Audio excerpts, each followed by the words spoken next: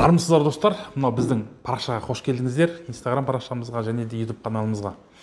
Мынау қазіргі кезде жігіттердің арасында тағы да сұрақтар туындайды. ВПЧ дегеніміз не, дос? Олжас айтып кетші, түсіндіріп кетші. ВПЧ-ның қандай кері әсері бар, ол қалай жұғады?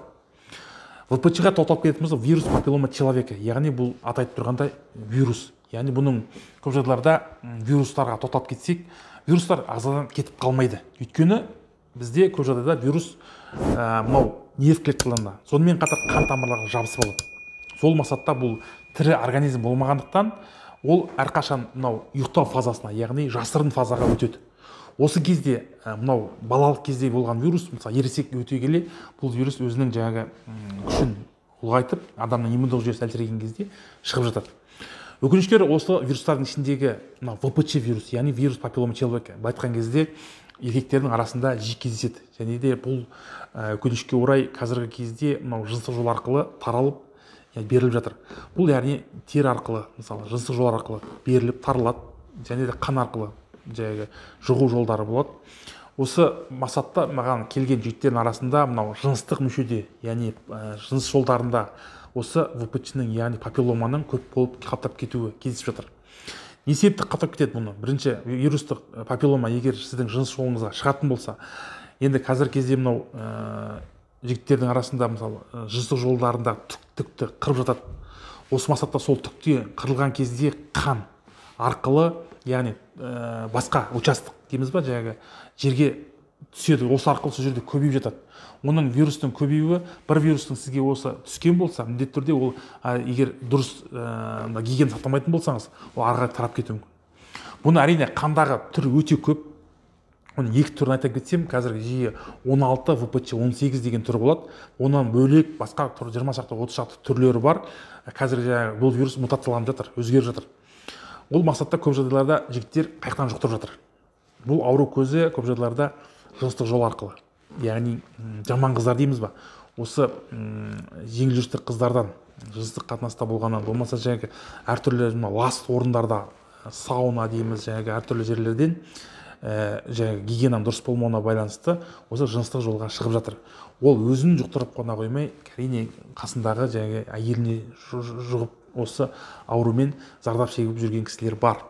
Яғни осы ауруды қалай диагностикалауға болады, яғни қалай тексеруге болады? Егер де сізде бірінші жаңағы осы ВПЧ шыққан болса, онда міндетті түрде анализ тапсырыңыз. Ең бірінші анализ, яғни қаннан тапсырылады вирустарға. Венеролог дәрігерге, болмаса уролог дәрігерге барып қаралу керек. Егер де мынау алу жолдарына келетін болса, шешіміне келетін болсақ, бұны қалай алуға болады, не істеуге болады? Енді бірінші алу жолдары бұл вирустық дәрілерді, яғни дәрігер тағайындау арқылы, сіздің ағзаңыздағы вирустың деңгейін түсіру арқылы, ол өзі ағза күреседі. Осы арқылы иммундық жүйе жеңіп, вирус ағзадан кетіп қалып жатады. Кеткенде, яғни жасырын фазаға өткен кезде сіздің жаңағы папилломаңыз кетеді. Екінші, жаңағы аптекаларда жаңағы тистатил сияқты күйдіретін препараттарды қолданып жатады. Әрине бұл жерде абай болу керек, өйткені папилломаны күйдіреміз деп басқа жаңағы теріңізді күйдіріп алып жатпаңыз. Үшінші, бұның алу жолдары мынау жидкий азот, яғни венеролог дәрігерлерде, яғни сұйық азотпен мұздату арқылы, мысалы 100-120 градусқа үсту арқылы осы папилломаны алып жатады. Кейінгі тағы бір шешімі, бұны лазер арқылы алуға болады. Яғни лазерлік аппарат арқылы сол папиллома тұрған участокты терісін түгел ойып алып тастайды. Бұл жерде, яғни бұл дененің сол тұсындағы бөлікті ғана алып тастады. Бірақ білу керек, бұл жерде сіздің қаныңыздан ешқандай вирусты алып тастаған жоқ. Теріден алғанымен сіздің вирус қаныңызда жүруі мүмкін. Әрине бұған дәрігер сізге міндетті түрде вирустық қарсы препараттар тағайындайды. Осы вирустық препараттар тағайындаған кезде қанның деңгейіндегі вирустың титрі төмендеген бағытта сіздің ағзаңызда бұл вирус қайта шықпайды. Енді шығуы мүмкін қай кезде? Егер де бұл вирус қанда жүретін болса, ұзақ уақыттан бері иммундық жүйе әлсірейтін болса, бұл сізде қайта вирус қайта қалпына шығуы мүмкін. Ол үшін не істеу керек? Әрине біз иммундық жүйемізді әрқашан көтеріп жүруіміз керек. Керекті дәрумендерді қабылдау керек. Дәрумен десе, әрине бұл дәрігер тағайындайды сізге. Қандай дозировкада ішу керек дәруменді? Қанша уақыт курста алу керек? Міндетті түрде дәрігерден кеңес алу барысында тағайындап аласыз. Ал енді үй жағдайында қандай тағамдарға көңіл бөлу керек? Бұл мақсатта мына иммундық жүйені жақсы көтеру үшін біз бөлеміз тағамдарда белоктар, яғни ақуыздар, жаңағы көмірсулар деп бөлеміз. Көмірсуларды бөлеміз екі жоп топқа: жеңіл көмірсу, күрделі көмірсу. Әрине күрделі көмірсулерге жиі мән беру керек.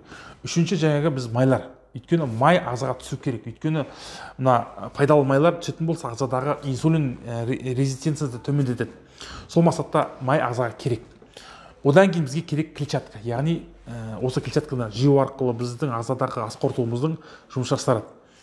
Сонымен қосымша біз мынау әртүрлі минералдарды, витаминдерді астан тағамнан алуымыз керек. Цинк, мысалы айтатын болсақ, устрицада бар. Сонымен қатар асқабақ дәнегінде осы цинкке бай болып келеді. Осы мақсатта осы тағамдарды, одан кейін белоктардан, жұмыртқа дейміз, балық дейміз, міндетті түрде біздің рационымызда болу керек. Ал енді дұрыс тамақтану ол сіздің иммундық жүйеңіздің дұрыс жұмыс істеуіне, асқазан ішек жолдарыңыздың дұрыс жұмыс істеуіне алып келеді. Олай болса, денсаулықты күтейік достар. Бүгінгі видеомыз ұнаған болса, лайк басып астына пікір қалдырыңыз. Егер сіздің бойыңызда осы папиллом жүрген болса, міндетті түрде астына ойыңызды жазып кетіңіз. Сіз қалай құтылдыңыз бұл аурудан? Аман, сау болайық достар.